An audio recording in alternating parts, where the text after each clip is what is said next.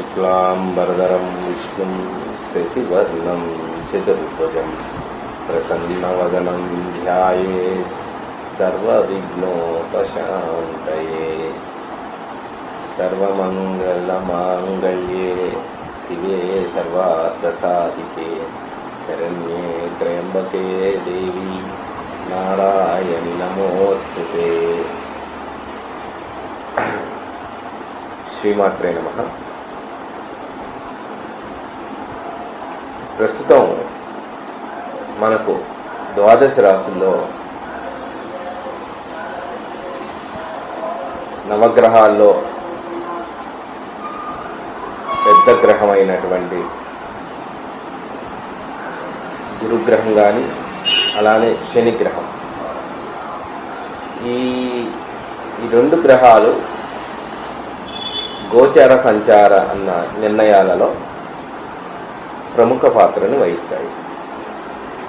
కాబట్టి అందులో ప్రస్తుతం రేపు జూలై 27వ తారీఖు నుంచి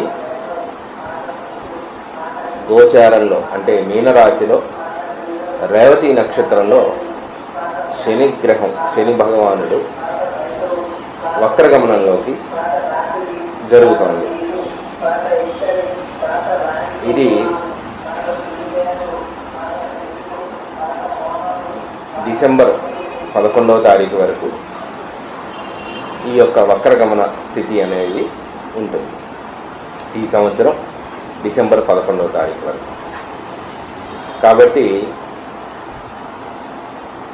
ఈ శని వక్రగమనం అనేటువంటిది ద్వాదశ రాశుల్లో ఏ విధమైనటువంటి ఫలితాన్ని సూచిస్తుంది, శుభ అశుభ ఫలితాన్ని ఇస్తుంది అనేది మనం ముందుగా తెలుసుకుందాం.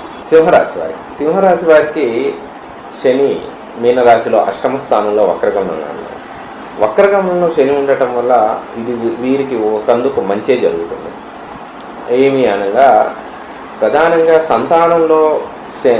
సంతాన స్థానాన్ని దృష్టి పెట్టి చూస్తాడు. కాబట్టి ఇంతవరకు సంతానం లేనటువంటి వారికి సంతాన యోగం కలుగుతుంది.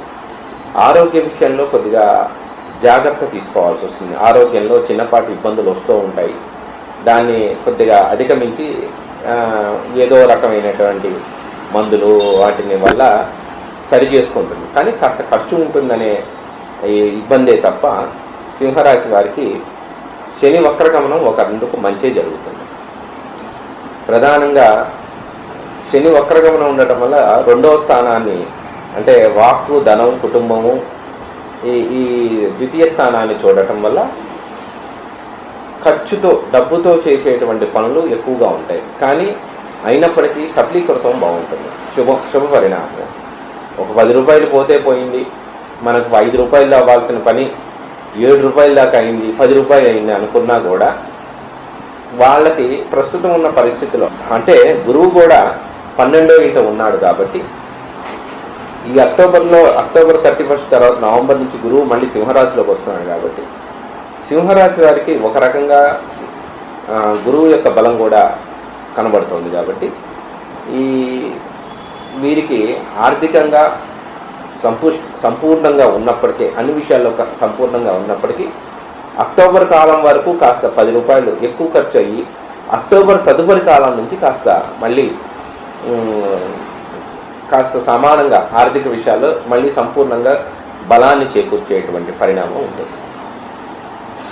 అయితే ఇక్కడ సింహరాశి వారికి ప్రధానంగా ఈ సంవత్సరం ఏంటి అంటే విశేషంగా సంతానం లేని వారికి విశేషంగా కాస్త సంతాన విషయంలో వైద్యుల్ని సంప్రదించి సంతాన విషయంలో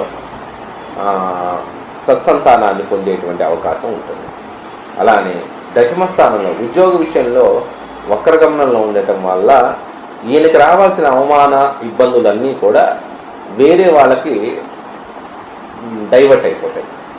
అనుకోని ఇబ్బందులు ఏదైనా సమస్య ఉంటే డైవర్ట్ అవుతాయి. అలానే ఆర్థికంగా కొంచెం డబ్బుని విలాసవంతంగా ఖర్చు పెట్టే అవకాశాలు ఉంటాయి. అలానే దూర ప్రయాణాల నుంచి బంధువులు రాక వాళ్ళని చూసుకోవడం, ఇంట్లో కుటుంబంలో బంధు సేకరణ ఇవన్నీ ఎక్కువగా ఉంటాయి. ఇక విద్యా విషయంలో చూసుకుంటే కొద్దిగా విద్య అనుకున్న విద్యని సఫలీకృతం చేయలేకపోవచ్చు, కానీ విద్య అనుకూలత ఏర్పడుతుంది, బద్ధకం కాస్త ఎక్కువగా ఉంటుంది. అలానే భోజన విషయంలో కూడా శ్రద్ధ వహించాలి. అనవసరమైనటువంటి పదార్థాలు, బయట పదార్థాలు తినటం వల్ల ఆరోగ్యాన్ని ఇబ్బంది చేసుకోవచ్చు. ఈ సింహరాశి వారికి ప్రధానంగా దత్త చరిత్ర చదువుకోవడం చాలా చాలా మంచిది.